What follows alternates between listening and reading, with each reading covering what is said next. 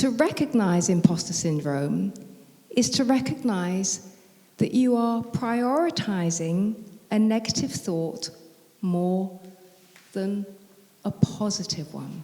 So at some point along your path, you said yes to doing something. Was that a moment of insanity? Or was it the purest thought that you've ever had? If you choose to say that's a moment of insanity and all my negative thoughts that I'm having now are way more important than that moment of purity when I said yes to doing something, then you're prioritizing those thoughts. You're saying those thoughts are more important than anything in the world that had light at the beginning when you said yes. It doesn't mean that it's easy. It doesn't mean that the path is without fear. It doesn't mean, I promise you, that I don't get to every situation and just think, really, what am I going to be doing? But I don't know what it's like for most of you, but I would say that the worst time, when the little voices come in and just say, I'm not sure you can do this is before a process has started. Now, if it carries on when you stand up on that stage, I still think there is time to embrace the idea that you're in the present, you're in the here and now, and you're not worried about what you're going to do or how you're going to do it.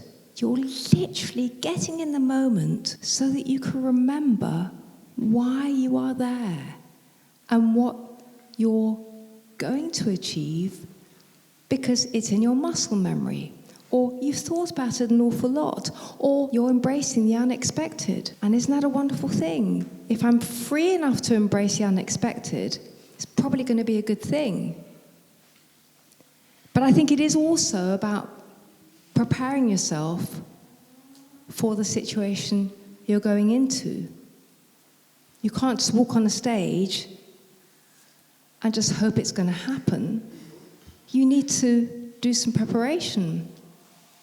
It doesn't mean that you don't have the option to say, I think I bit off more than I can chew. I'm really happy to play in this event, but I think I'd rather just play a minor role. If you feel that is coming from an absolutely pure place of understanding self, then I think that's okay. But to say to yourself, I have no right to be here, and I have no role to play, and I have nothing to give, is actually something that you can't say, because you have no idea how impactful your playing, your presenting, your art, your words, you have no idea how they're going to reach another person. So if you shoot yourself in the foot and spoil it before it's even begun, then you really have given it the power, haven't you? Imposter syndrome wins. Yeah. Oh, really? Let's do a rewrite. Okay? It doesn't have to be like that.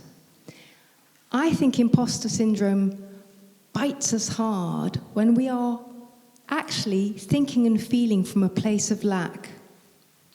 We're not feeling whole and centered and present. We're fearing the future. We think we've been foolish to say yes to the job that we've been asked to do. Consider what voice you are listening to and why. And it will give you so many of the answers that you really desire